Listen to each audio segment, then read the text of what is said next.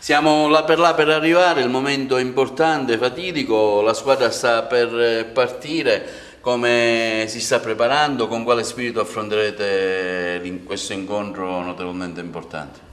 Finalmente è la settimana che ci accompagna alla domenica della partita importante. Noi siamo tranquillissimi, sereni, siamo una squadra molto serena, consapevole della propria forza.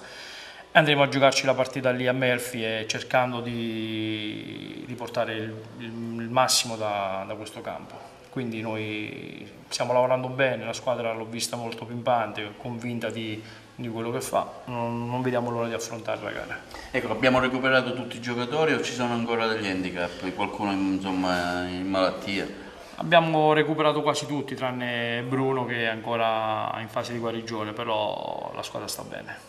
Ecco, come affronterà, come penserà di affrontare anche da un punto di vista tecnico? Ma noi abbiamo ormai quest'anno abbiamo una propria identità, abbiamo una propria mentalità, siamo una squadra propositiva, cercheremo di giocare a calcio e con le nostre idee, che comunque alla fine, voi non voi, abbiamo fatto 39 punti quest'anno con una squadra anche giovane, abbiamo preso molti consensi in giro per l'Italia di una squadra che gioca a calcio.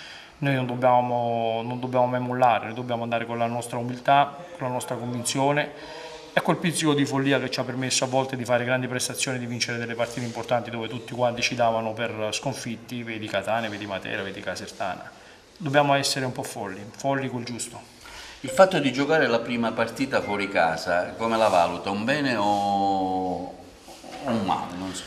Ma non si può dirlo prima perché noi andiamo a affrontare la partita come se fosse l'ultima, perché non dobbiamo pensare al ritorno, dobbiamo pensare a fare bene domenica, affrontare la squadra in una certa maniera, senza quella paura o pensare di dire vabbè domenica prossima giochiamo in casa, no, dobbiamo affrontare l'ultima partita di campionato e questa qua per me.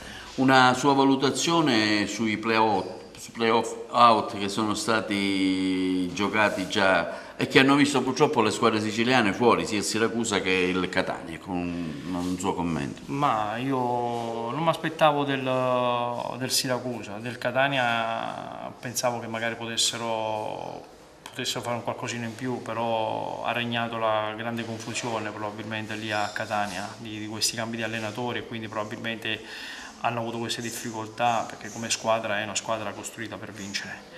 Siracusa ha fatto un grandissimo campionato, complimenti a loro perché la società, il direttore Lanieri e l'allenatore hanno allestito una grande squadra con una grande identità di gioco, però è un terno al lotto, sono stati sfortunati e mi dispiace per loro.